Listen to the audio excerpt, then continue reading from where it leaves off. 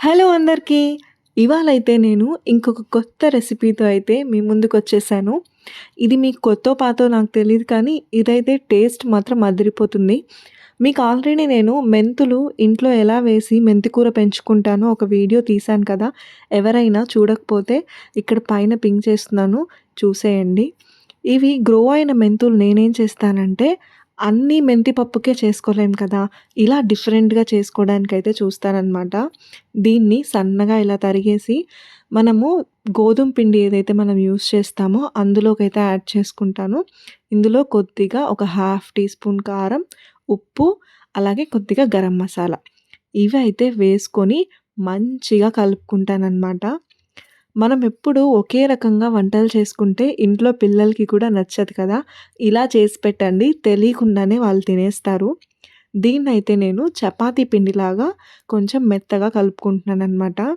చూసారు కదా! ఇలా కలుపుకున్న తర్వాత అయితే మనకి ఇలా తయారవుతుంది. ఒక్క 5 మినిట్స్ పక్కన పెట్టుకున్నారంటే ఇది సాఫ్ట్ అయిపోతుందనమాట. తర్వాత నేను చిన్న చిన్న ఉండలుగా అయితే చేసుకున్నాను.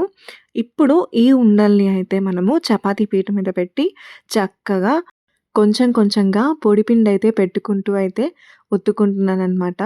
ఇక్కడ మీకు ఇవి నచ్చవు చపాతీలు, మా ఇంట్లో చపాతీలు తినరు అని అనుకున్నారంటే వీటిని ఇంకా కొంచెం చిన్నగా చేసుకొని మీరేం చేస్తారంటే పూరీలాగా కూడా చేసుకోవచ్చనమాట. ఇక్కడైతే నేను రెగ్యులర్‌గా నేను చపాతీ ఎలా చేస్తానో అలానే చేస్తున్నాననమాట. ఫస్ట్ కొద్దిగా తట్టేసి దాన్ని మనం నార్మల్‌గా రుద్దేసుకున్న తర్వాత ఆయిల్ యాడ్ చేసి మళ్ళీ దాన్ని ఫోల్డ్ చేసుకుంటున్నాను. దీన్ని ఫోల్డ్ చేసిన తర్వాత మళ్ళీ నేనైతే దీన్ని మళ్ళీ రుద్దుతాననమాట. ఇలా చేసినప్పుడు ఏంటంటే మీకు చపాతీ మంచిగా లేయర్స్‌గా వస్తుంది. అలాగే లోపల వరకు మంచిగా కుక్ అవుతుంది. సాఫ్ట్‌గా కూడా ఉంటుందనమాట. దీన్నైతే నేను పెనం మీద వేసి అటు ఇటు కాసేపు కాలుస్తున్నాను. దీని తర్వాత కాల్చిన తర్వాత మీకెవరికైనా నెయ్యి ఇష్టం ఉంటే నెయ్యి యాడ్ చేసుకోండి. దీంతో నెయ్యి ఫ్లేవర్ చాలా బావుంటుంది. లేదా బటర్ ఇష్టం ఉన్న బటర్ యాడ్ చేసుకోండి. ఇక్కడైతే నేను కాచిన నెయ్యి అయితే యాడ్ చేస్తున్నాననమాట. ఫ్లేవర్ అయితే చాలా బావుంటుంది. ఆ మెంతులు మనం మెంతి కూర కదా! అది ఫ్రై అవుతూ ఈ నెయ్యి కొంచెం టేస్ట్ అలా తగులుతూ ఫ్రై అయ్యేటప్పుడు స్మెల్ అయితే అరోమా చాలా బాగొస్తుంది. సో, ఇలా అయితే నేను చక్కగా పరాటాలనైతే కాల్చుకుంటున్నాను. ఇలా పరాటాలు చేసుకున్నాం కదా! ఇందులోకి మరి నంచుకోవడానికి ఏదో ఒకటి ఉండాలి కదా! ఈ రెసిపీ కూడా చూడండి. ఇది సింపుల్‌గా చేసుకోవచ్చు. ఇంట్లో మనకి ఎప్పుడు పెరుగు ఉంటుంది కదా! పెరుగు తీసుకొని అందులోకి కొద్దిగా ఉప్పు, కొద్దిగా గరం మసాలా ఇవి 2 వేసుకొని మనకెంత కన్సిస్టెన్సీ కావాలో అంత కన్సిస్టెన్సీకి కలుపుకోవాలనమాట. ఇది నేను ఫస్ట్ టైమ్ భోపాల్‌లో తిన్నానండి. అంతే అప్పటినుంచి దీనికి నేను ఫుల్ ఫిదా అనమాట. సో, ఇందులో అయితే ఇప్పుడు మన సీక్రెట్ ఇంగ్రీడియంట్ బూందీ అండి.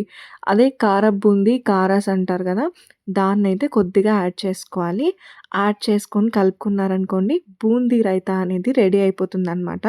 దీన్ని మనము రోటీలోకి కానీ లేదా ఏదైనా చపాతీలోకి కానీ ఇలా మనం తినే మసాలా చపాతీస్‌లోకి, మసాలా పరాటాస్‌లోకి చాలా బావుంటుంది. నార్త్ ఇండియాలో ఇవి అందరూ తింటారనమాట. ఇంకెందుకు లేట్ మరి ప్లేట్ చేసుకొని తినేయడమే. ఇలా అయితే నేను మేథీ పరాటా అయితే యాడ్ చేసుకుంటున్నాను. జస్ట్ 5 మినిట్స్‌లో అయితే మనము ఇవి పరాటా అలాగే దాంట్లోకి కావాల్సిన సైడ్ డిష్ చేసేసుకోవచ్చు. లేట్ ఎందుకు మరి మీరు కూడా ట్రై చేసేయండి. ఎలా కుదిరిందో నాకు కామెంట్ సెక్షన్‌లో చెప్పండి. చూసారు కదా నా పరాటాలైతే ఎంత స్మూత్‌గా అలాగే ఎంతో లేయర్డ్‌గా ఎలా వచ్చాయో. అందరికీ నచ్చిందనే అనుకుంటున్నాను. ఇంకో మంచి వీడియోతో మీ ముందుంటాను. అంతవరకు సెలవు మరి.